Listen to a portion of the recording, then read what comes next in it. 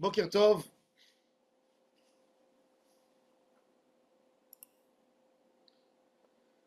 Boker Tov à tous et à toutes.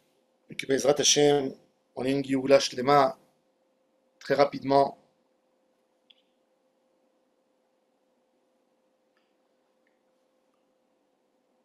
Tarajat va être Hanan. On a la première partie du schéma Israël. Dans cette mitzvah, on a Ve'ahavta et Adonai Elohecha bechol levavcha ubechol nafshecha ubechol meodecha.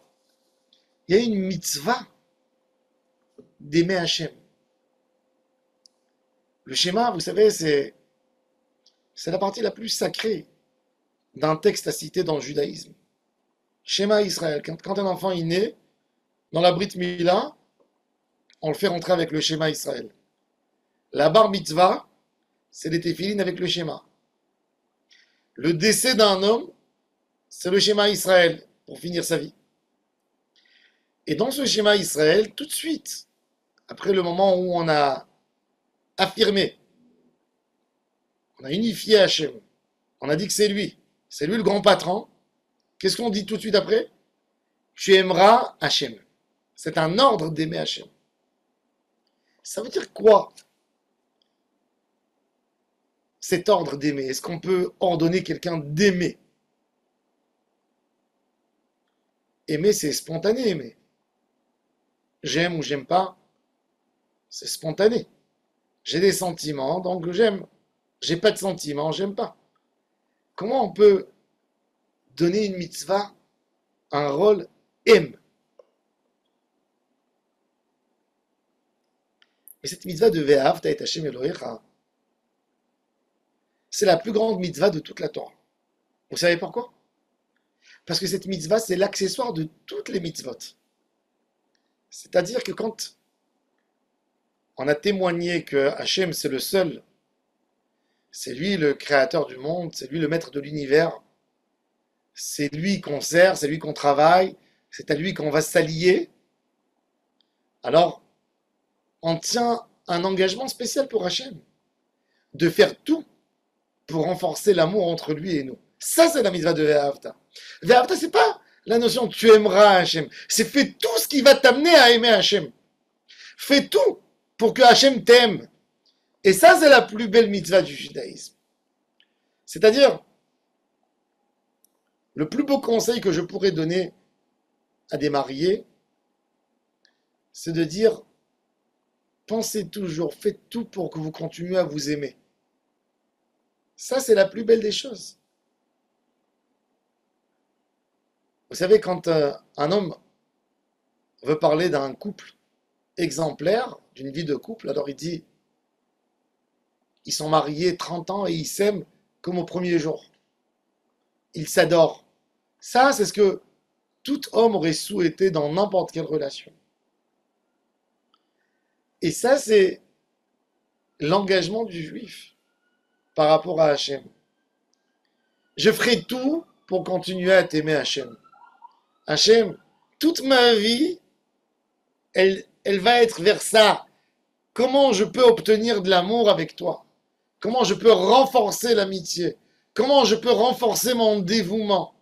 Comment je peux être toujours proche de toi, Hachem? Ça, c'est la mitzvah de Ve'ahavta et Hashem Elohecha. Et comment on le fait? Il nous dit le Rambam d'observer tous les jours ce que Hachem a fait pour nous. Tu t'es levé ce matin. Tes yeux fonctionnent. Tes mains fonctionnent. Tes pieds fonctionnent. Tu t'es levé. Et tu vois que tu as un toit. Et tu vois que tu as une femme.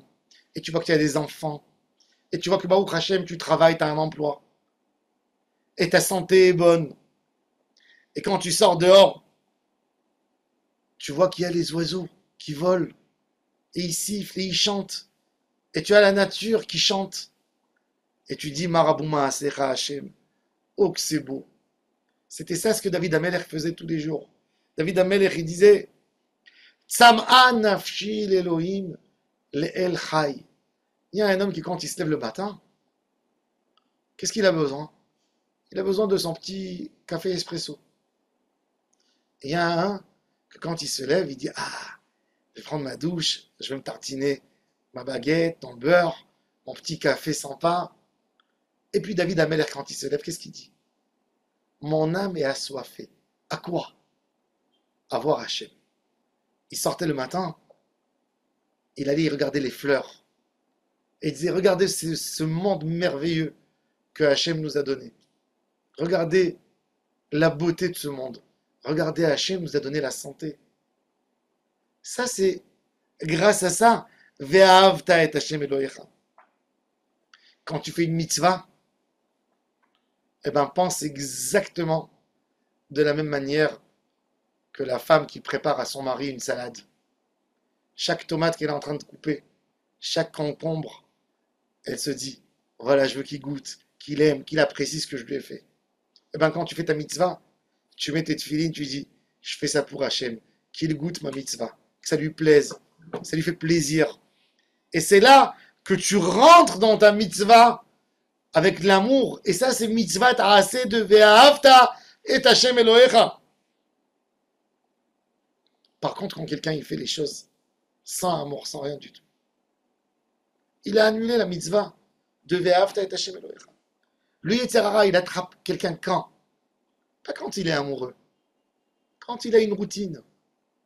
Il dit, mais pourquoi tu fais ça? Ça ne te fatigue pas de faire tous les jours la même chose?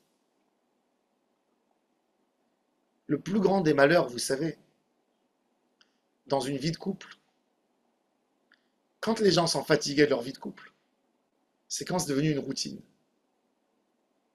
Quand une femme, elle se dit dans sa tête, tous les jours je fais le linge, tous les jours je repasse, tous les jours je nettoie ma maison, tous les jours je dois préparer à manger, je dois rester dans la cuisine. Et qu'est-ce qu'elle fait? Elle fait un dégoût, elle fait un rejet. Elle dit, eh ben moi aussi maintenant j'ai envie pour moi. J'ai envie pour moi. J'ai envie de gagner du temps pour moi. J'ai envie d'avoir pour moi. Et son shalom bayit, il commence à partir dans tous les sens. Elle commence à avoir une déprime. Elle ne veut plus les enfants à la maison. Mais si rien qu'elle pensait, mais c'est mon plus grand bonheur de pouvoir faire plaisir à mes enfants. Mais c'est mon bonheur de nettoyer ma maison, mon petit palais à moi, mon château, mon abri. C'est-à-dire, regardez, qu'est-ce qui va changer entre ces deux femmes? L'amour, s'il va y avoir l'amour, eh ben, toutes ces tâches, elles seront des tâches extraordinaires. Il y avait le Rav Eliashiv, un des plus grands décisionnaires de cette génération. Il vivait avec sa femme dans la misère. Dans la misère. Ils avaient des enfants et ils vivaient dans une vraie pauvreté. Les enfants dormaient par terre, sur des petits matelas, pas de lit dans la maison. Et ce tzaddik, il se levait, et il avait l'habitude de se lever à 4 heures du matin pour étudier la Torah. En été, en hiver, à Jérusalem, il fait froid. Et à l'époque, avec les moyens de l'époque, sa femme, elle se levait, quand il se levait à 4 heures du matin, il se lavait les mains, il faisait des tzilas, il se lavait le visage. Et quelques minutes après, dans le côté, il chantait le chant de la Torah à la maison.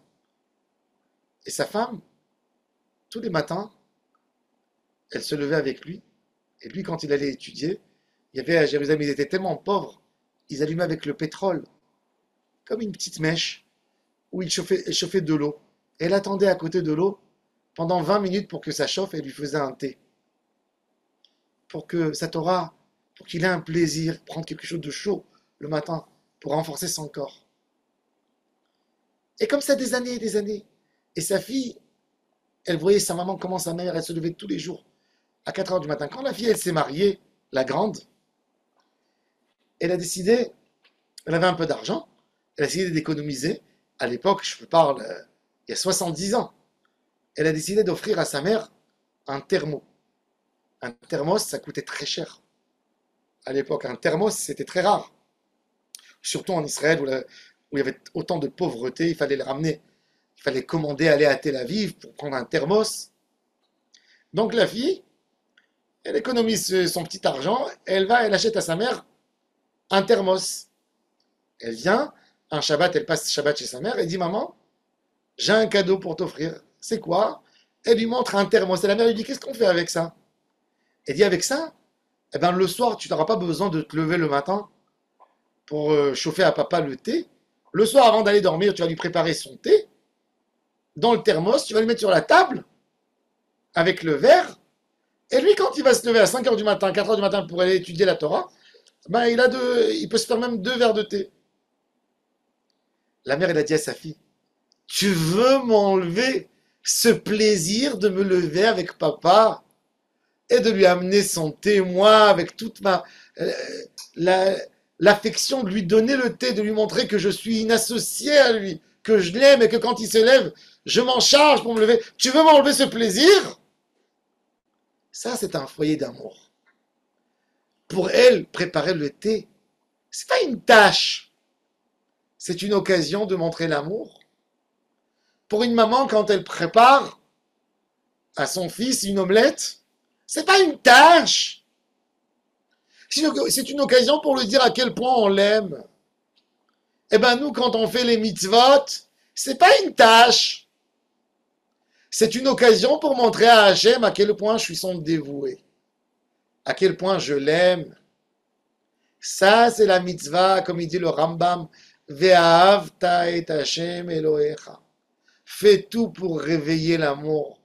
Fais de chaque mitzvah une occasion extraordinaire pour montrer à quel point tu es dévoué pour Hachem, à quel point tu aimes Hachem. Ça, c'est la mitzvah de Ve'ahavta et Hashem Elohecha, qui est la première de toutes les mitzvot de la Torah, celle qu'on mentionne tout de suite après le schéma. On aime Hachem, on veut vivre avec Hachem, on veut être en harmonie avec Hachem Yitbarach. Et ça, c'est la base de toute la Torah. Baruch Adonai Le'olam. Amen et Amen.